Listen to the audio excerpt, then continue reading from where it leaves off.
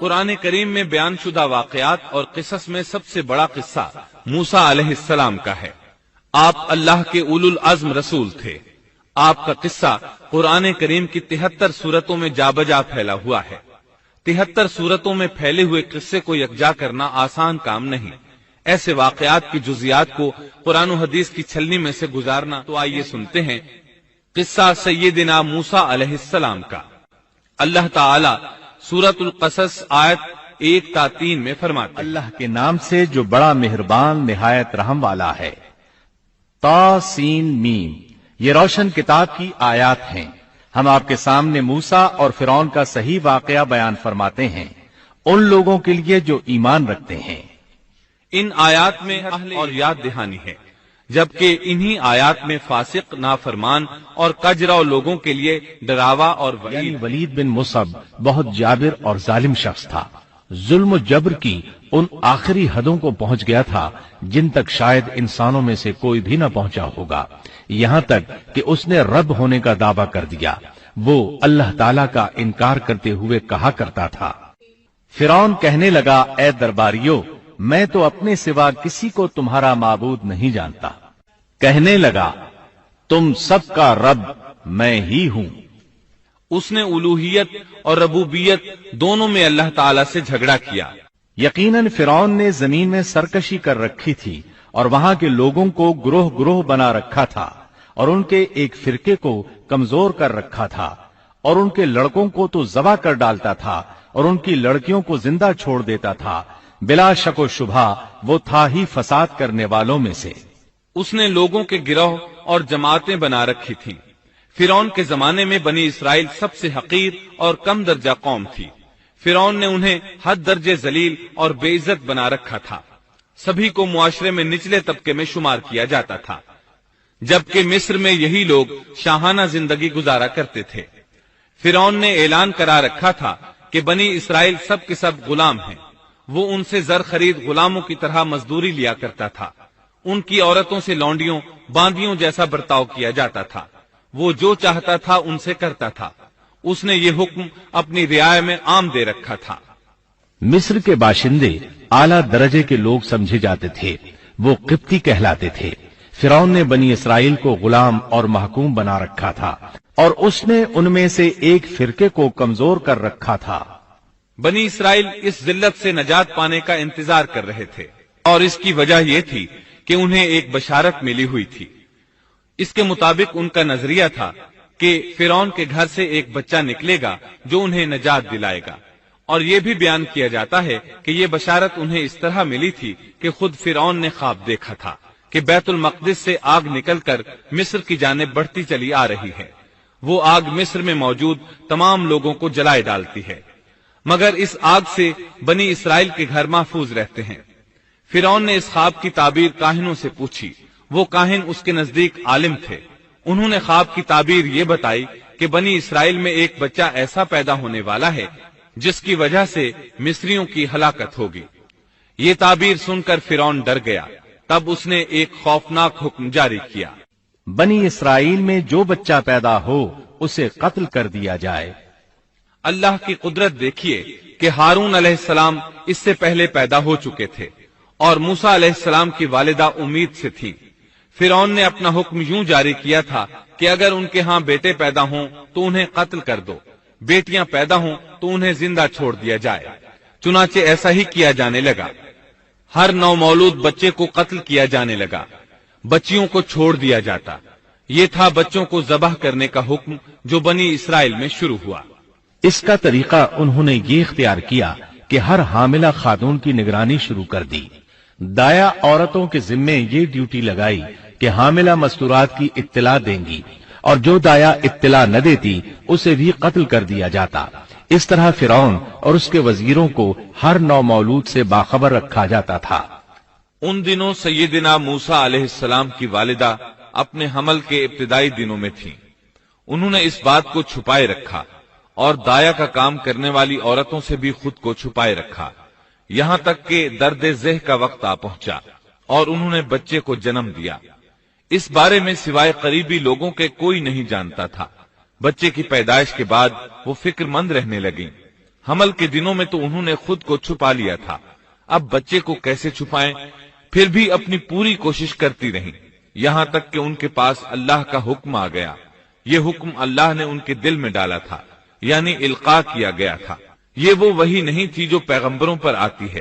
اور ہم نے موسیٰ کی ماں کو وحی کی کہ اسے دودھ پلاتی رہ، اور جب تجھے اس کی نسبت کوئی خوف معلوم ہو تو اسے دریا میں بہا دینا، اور کوئی ڈر خوف یا رنج غم نہ کرنا، ہم یقیناً اسے تیری طرف لوٹانے والے ہیں اور اسے اپنے پیغمبروں میں بنانے والے ہیں۔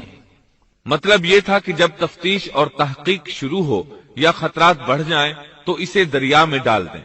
اس آیت مبارکہ میں بیک وقت دو خبریں، دو احکام، دو حکم امتناعی اور دو بشارتیں ہیں، یعنی ہم نے موسیٰ کی ماں کو وحی کی کہ اسے دودھ پلاتی رہے، یہ دو خبریں ہیں، اور جب تجھے خوف محسوس ہو تو اسے دریا میں بہا دے، یہ دو حکم ہیں۔ کوئی خوف نہ کھا اور کوئی غم نہ کر، یہ دو امتناعی حکم ہیں۔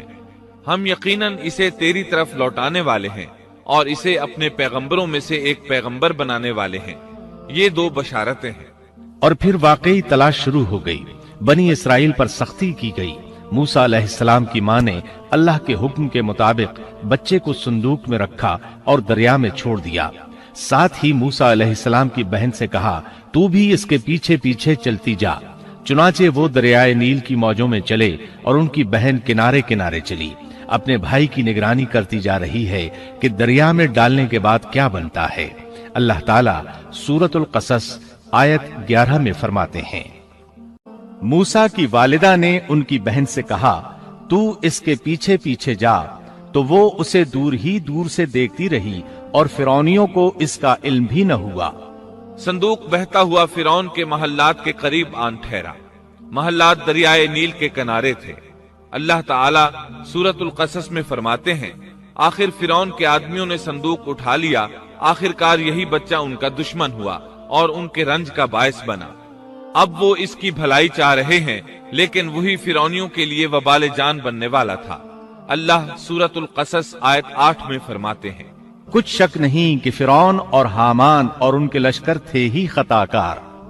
فرعون کی بیوی نے فوراً پہچان لیا کہ یہ بچہ بنی اسرائیل میں سے ہے، چنانچہ اس نے کہا، اور فرعون کی بیوی نے کہا، یہ تو میری اور تیری آنکھوں کی ٹھنڈک ہے، اسے قتل نہ کرو، بہت ممکن ہے یہ ہمیں کوئی فائدہ پہنچائے یا ہم اسے اپنا بیٹا ہی بنا لیں، اور یہ لوگ شعور ہی نہیں رکھتے تھے۔ مطلب یہ کہ اس پورے معاملے میں اللہ تعالیٰ کی تدبیر سے انہیں آگاہی نہیں تھی۔ اس پر فرعون نے کہا، یہ صرف تیری آنکھوں کی ٹھنڈک ہے، میری نہیں۔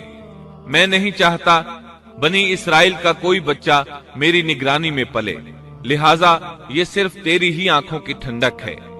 ابن عباس رضی اللہ عنہما فرماتے ہیں، اگر فرعون یہ بات کہہ دیتا کہ یہ میری بھی آنکھوں کی ٹھنڈک ہے تو اللہ تعالیٰ اسے ہدایت دے دیتا، لیکن اس نے یوں کہا، یہ صرف تیری آنکھوں کی ٹھنڈک ہے، میری نہیں۔ اور پھر ہوا بھی یہی، موسیٰ علیہ السلام آسیہ کی آنکھوں کی ٹھنڈک بن گئے، فرعون کی آنکھوں کی ٹھنڈک نہ بنے۔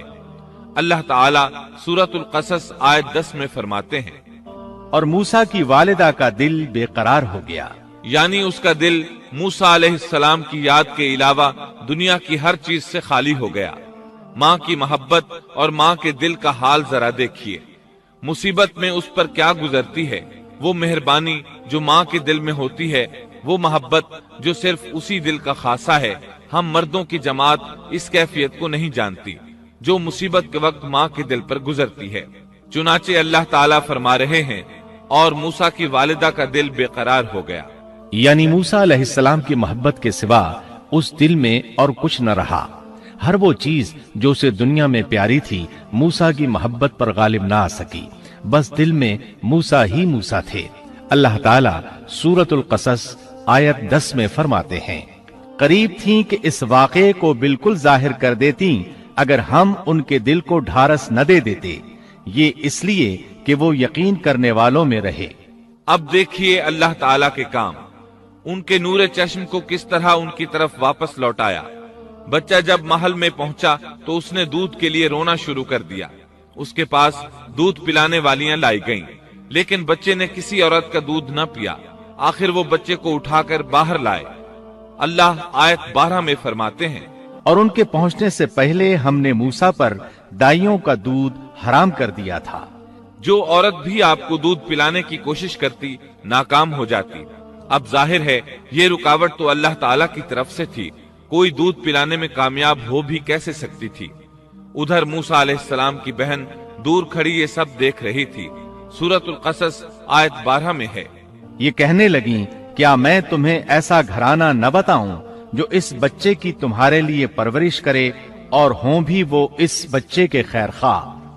उन्होंने पूछा, ए बच्ची, तू कैसे जानती है कि वो इस बच्चे की खैर खाही करेंगी? बच्ची ने जवाब दिया, इसलिए कि वो एक गरीब घराना है। जब उन्हें मालूम होगा कि ये बच्चा फिरौन के घर से आया है तो उन्हें इनाम व इकराम मिलने की उम्मीद रहेगी। उस घर में एक नेक सीरत खातून है, वो इस बच्चे को बखुशी दूध पिलाना कबूल करेगी। उन्होंने कहा, चलो ठीक है। चुनाचे आपकी बहन उन्हें घर ले आई। वालिदा मोहतरमा ने बच्चे को दूध पिलाया तो आपने फौरन दूध पीना शुरू कर दिया। सैयदा आसिया ने उनकी तरफ पैगाम भेजा कि वो महल में आ जाए और जब तक बच्चा दूध पीता रहे वो उसके पास महल ही में रहे। लेकिन मूसा अलैहिस्सलाम की मां ने इनकार कर दिया। उन्होंने कहा, मेरे अहलो इयाल हैं, मेरे खावंद भी हैं, लिहाजा उनके होते हुए मैं घर नहीं छोड़ सकती। अब चूंकि बच्चे ने किसी और का दूध पीना कबूल नहीं किया था, इसलिए वो खुद बच्चे को लेकर आते थे। इस तरह मूसा अलैहिस्सलाम की वालिदा का बेहद एहतराम होने लगा। फिरौन के हरकारे तोहफे तहाइफ उनके घर लाने लगे। अल्लाह ताला आयत 13 में फरमाते हैं, बस हमने उसे उसकी माँ की तरफ वापस पहुंचाया ताकि उसकी आंखें ठंडी रहें और आजुर्दा खातिर न हो और जान ले कि अल्लाह का वादा सच्चा है, लेकिन अक्सर लोग नहीं जानते। इस तरह मूसा अलैहिस्सलाम शाही महल में पलने बढ़ने लगे, यहाँ तक कि 18 साल के खूबरू नौजवान हो गए। अल्लाह ताला आयत 14 में फरमाते हैं, और जब मूसा अपनी जवानी को पहुंच गए और पूरे तवाना हो गए तो हमने उन्हें इल्म व हिकमत अता फरमाया। नेकी करने वालों को हम इसी तरह बदला दिया करते हैं।